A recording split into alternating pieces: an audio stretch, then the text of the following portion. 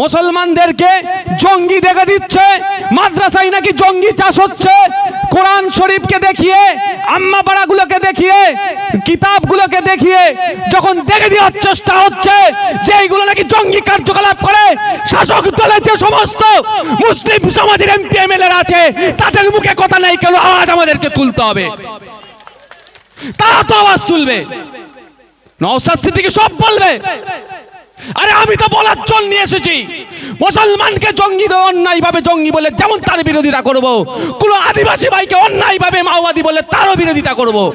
আর তুমি তো মুসলমানদের ঠেকা নিয়ে বসে আছো ভাই, তুমি তো বলছো মুসলমানরা বিপদে আছো, আমাকে ভোট দাও, না হলে তুমি উদ্ধার হবে না। তুমি কেন চুপ আছো? আজকে অবাক লাগছে, অবাক লাগছে। অনেকে আমরা বাংলাদেশের ইস্যু নিয়ে কথা বলছি, অবশ্যই আমাদের প্রতিবেশী রাষ্ট্র, সেখানে শান্তি ফিরুক, সেখানকার সংখ্যালঘু হিন্দুদের উপরে যদি যে অত্যাচার হচ্ছে সেটা বন্ধ হোক, আওয়াজ তুলছি। যেই মুখে আওয়াজ তুলছি, যেই মুখে আমরা বলছি কৃষ্ণ চিন্ময় কৃষ্ণ দাসের মুক্তি চাই, সেই মুখটা কখন শারজিল ইমাম রেজাভী ওমর খালিদের জন্য কেন হচ্ছে না?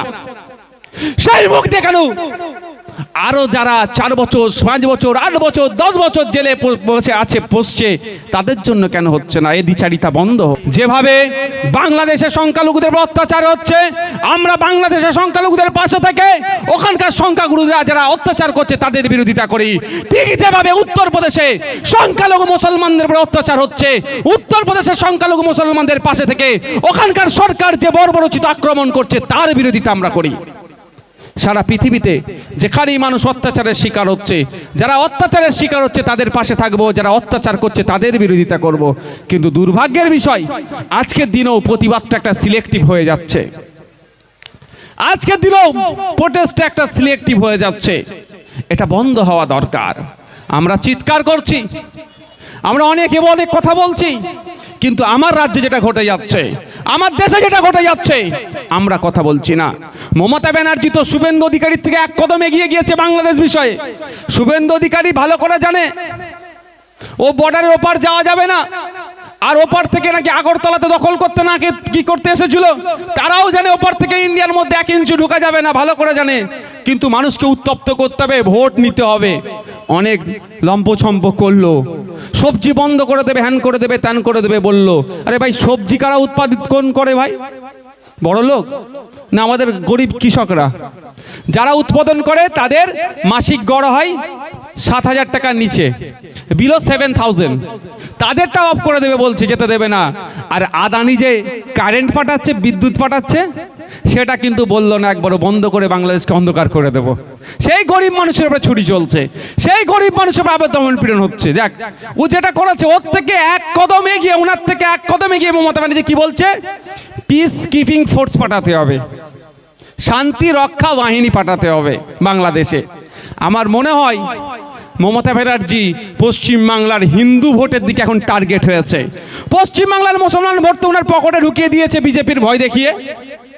কারণ হচ্ছে শুভেন্দু অধিকারী রাত দিন পশ্চিম বাংলার মুসলমানদেরকে টার্গেট করে করে গালাগালি দিচ্ছে।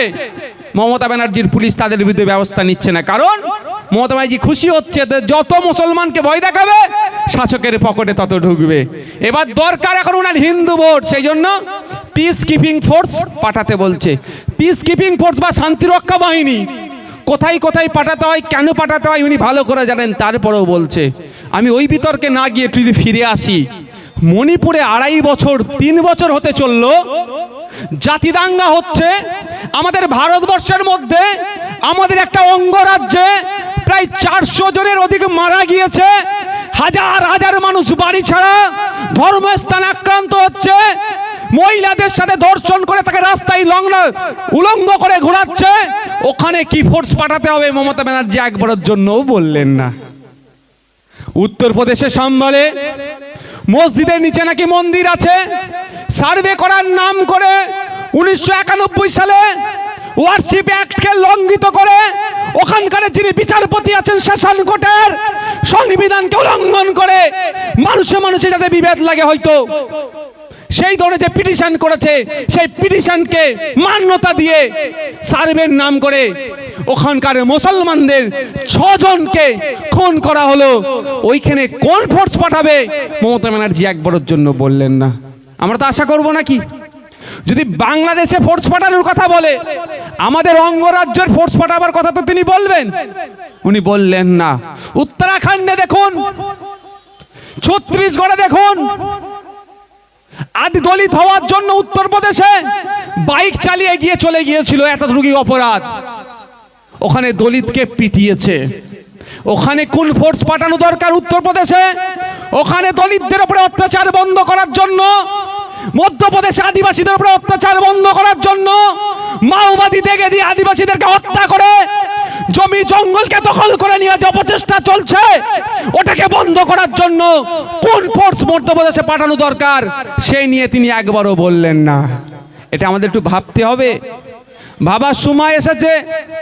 এতে এখানে 2026 করে অনেকে বললো, আরে 2026 পর্যন্ত বাঁচতে পারবো কি কেউ গ্যারান্টি নিতে পারবে ভাই?